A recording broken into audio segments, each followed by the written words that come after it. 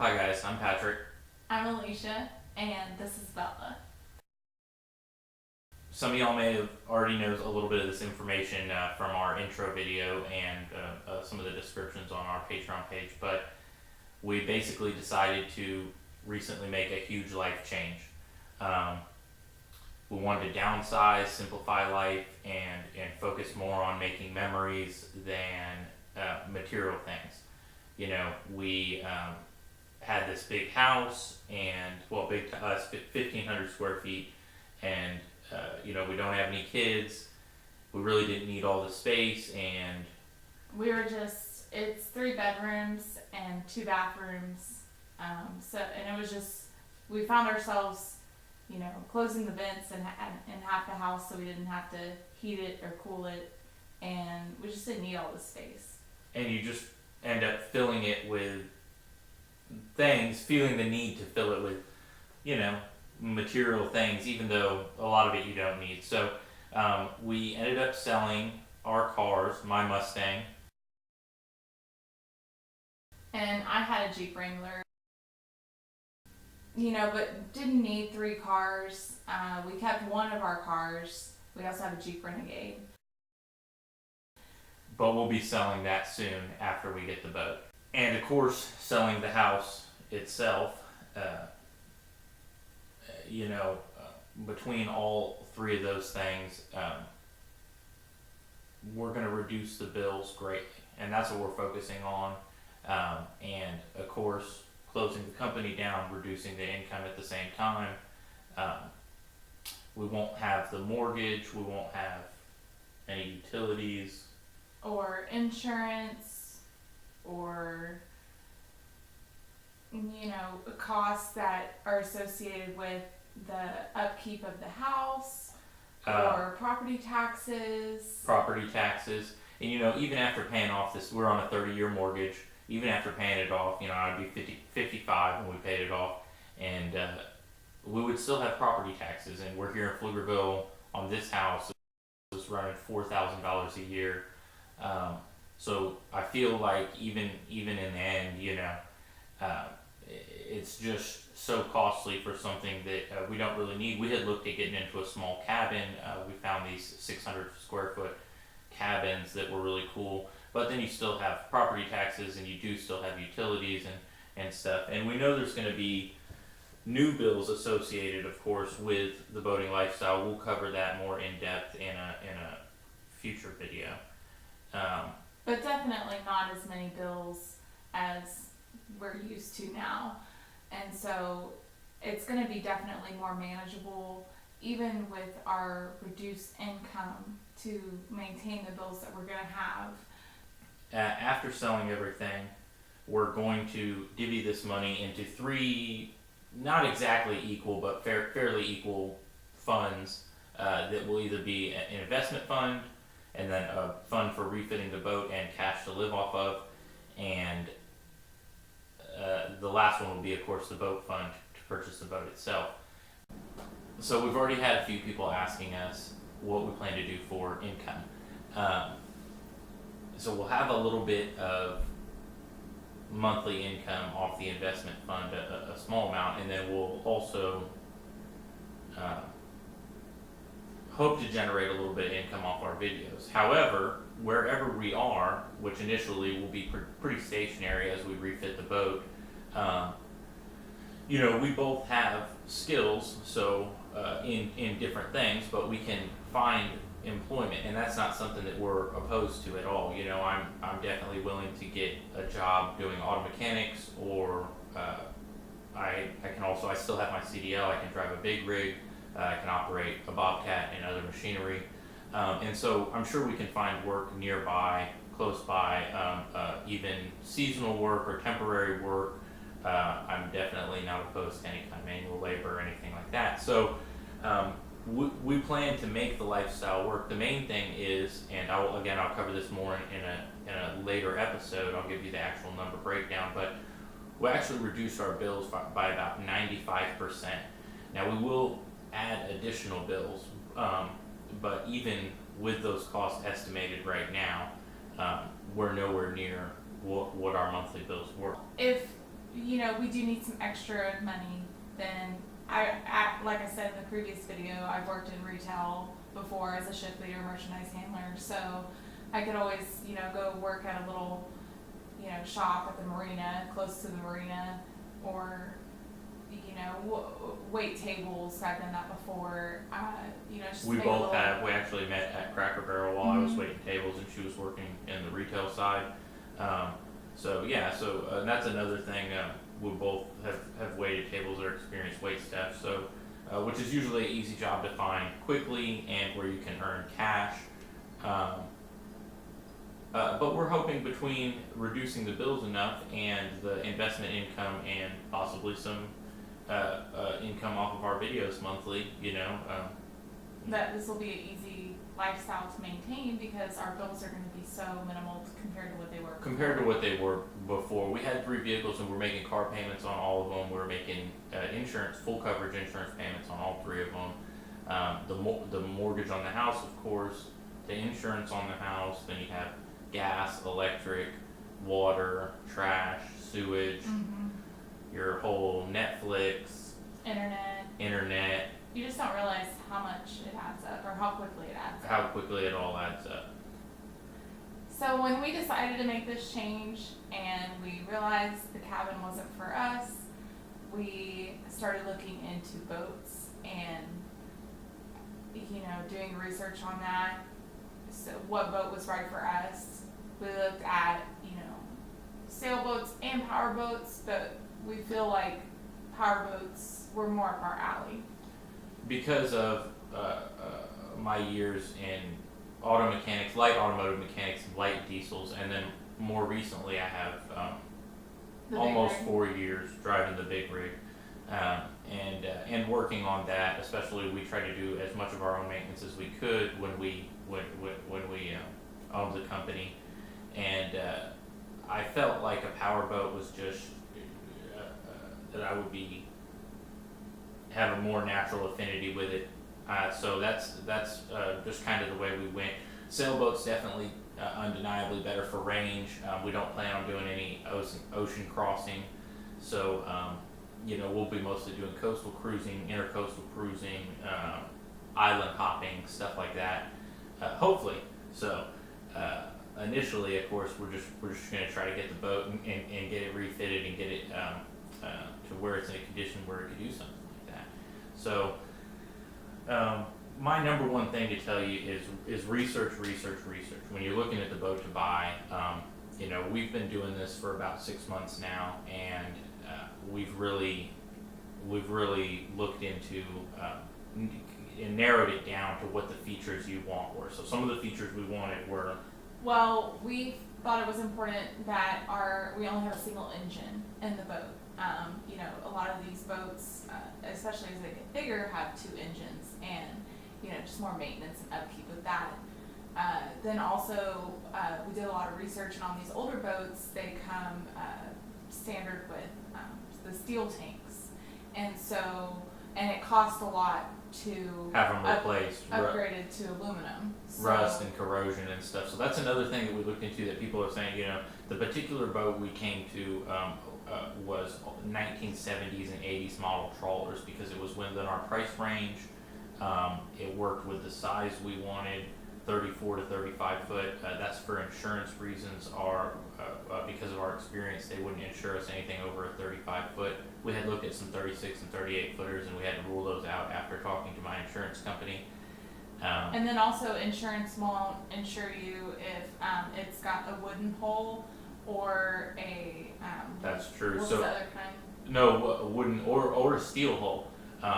Which some boats are. So we had to look at fiberglass only hulls for my particular insurance to cover us. So that kind of ruled out like the Grand Banks, the old Grand Banks Woodies, which we really liked, but again, we're a little out of our price range. But it's also better that, you know, the fiberglass, because they're a lot less upkeep than a wooden hull would have been. Yeah, and as far as we've read, less prone to damage. So some of our preferences, we wanted 2 cabins separate. We wanted 2 heads in case one were to break down, or if you have guests, so that they could have their own head. And looking at breaking down, we also found it important that with the heads that they be manual if possible, because less likely for something to malfunction. And easier to repair if it does. And again, this is based off of we've done research as far as reading books, articles, forums, talking to other sailors, who and cruisers, trawler cruisers who have been doing this for 20, 25 years, and we really take all of their advice and information to heart.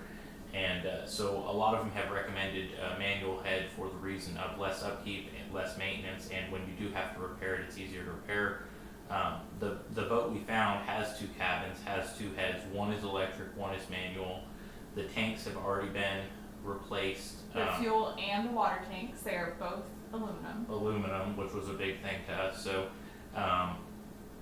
our preferences, and everybody's preferences, your preferences will be different on whatever boat you're looking for, but our preferences, we wanted a wraparound deck, we wanted something with a fly bridge and 2 helms.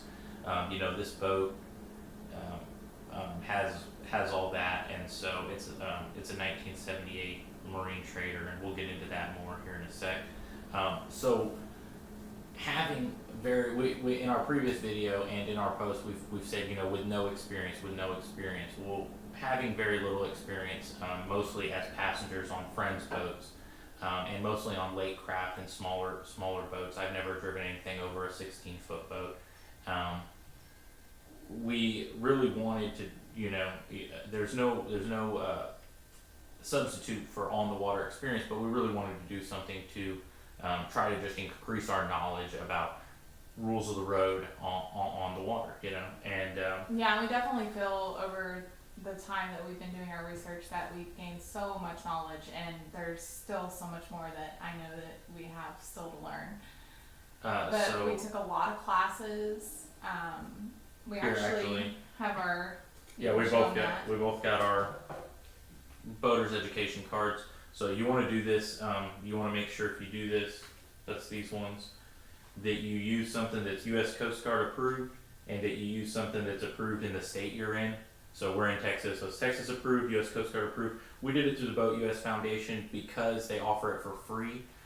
Texas allows up to a $20 fee, and the other 2 companies that I found that were Texas approved and Coast Guard approved both charge that maximum of a $20 fee. So hey, save yourself $40. We went through the Boat U.S. Foundation. Again, we don't, any of these reviews or any products we recommend, we don't. We don't get any endorsement for that, so it was all unbiased reviews. And also this Boat US class, it was very extensive and covered so much information, and between all the videos and the material it came with, I think it took us 16 hours to complete. And it said it was only going to take like 8 hours or something, yeah. But we really took our time because we knew how important it was. This class we took together. My name's only on the certificate, but it was a U.S. Power Squadrons class. And they do a lot of boating classes, and they also do vessel safety checks and other stuff. Work with the U.S. Coast Guard Auxiliary. But this partner in command class was a little more basic, but it covered what to do in emergencies, how to be a first mate, how to take over command from the captain if need be, if medical emergency or whatever it may be. It was a decent class. It was definitely not as in depth as this one, which was from the Boat U.S. Foundation and was modern marine navigation, and that one really covered how to use chart plotters, how to use all your navigation tools. It covered nautical charts, how to read them, how to do all your calculations, and it was really in depth, and I really enjoyed that one. So I would definitely recommend this. They were both through the Boat U.S. Foundation. I wouldn't actually recommend this one, to be honest with you. I mean, we're glad we did it, but just the amount of information compared to the other classes we took. We just felt like, the other we also took classes we got for free, the ones where we got well, the modern marine navigation was $40, but the other ones were free, and they were so much more extensive.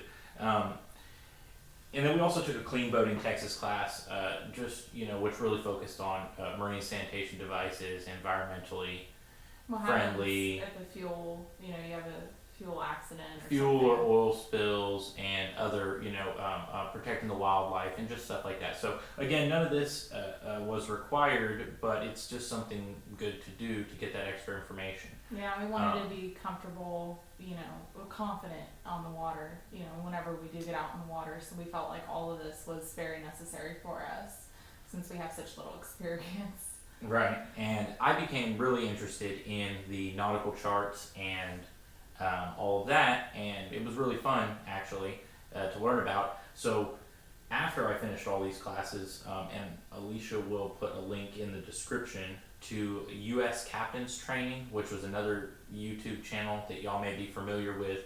That is just awesome. I'll be honest, that guy there, I watched hours and hours and hours of, I mean, it has made me so confident in reading and plotting charts and, I mean, everything, distance, speed, time calculations, figuring out your dead reckoning, figuring out your course, finding out set and drift, you know, and just plotting your course every hour along your, you know, what your intended course is opposed to what your actual course is. I mean, it's really a ton of information. I won't go over all of it, but just check out his channel. And I haven't watched all the videos. I've been trying to get to all of it, but it's really amazing. And then we also got this waterway guide. Yeah. And it's super, super informative. There's, you know, some nautical charts in here. There's also information about marinas and, you know, if they have diesel fuel or not, or, you know, different shops that are at the marinas. If they have groceries or ice, if they do repairs at that marina. It's got all the channels to call drawbridges on. It has all your bridge clearances. It's really, which is all information you can find on nautical charts and U.S. Coast Pilot and other guides. But it's really nice how they put it together here. It's and they very update easy. it every year, right? They update it every year, and it's really easy to navigate the guide itself. It's all color coded and stuff on the side, and you know, so it's Yeah, they very make nice. here. Just can we get a shot with some of these charts and stuff? So and then your marina listings, good docking spots, good anchorage spots. You know, free anchorage spots, mooring spots.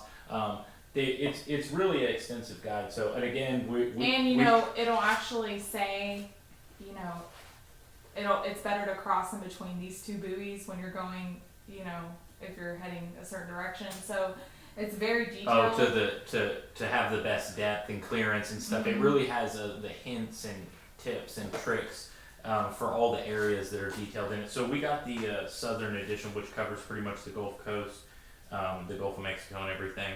And again, we just paid regular price on this. We're not endorsed by them at all, but I would recommend this. Waterway Guide, the Cruising Authority, and I would definitely recommend it to anyone, especially if you don't have experience in the area.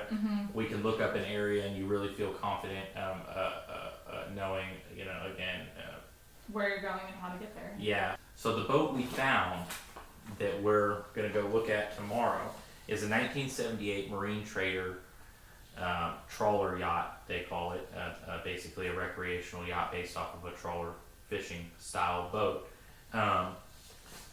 We went ahead and sent them this 2-page email to request additional information on it. I can see that there.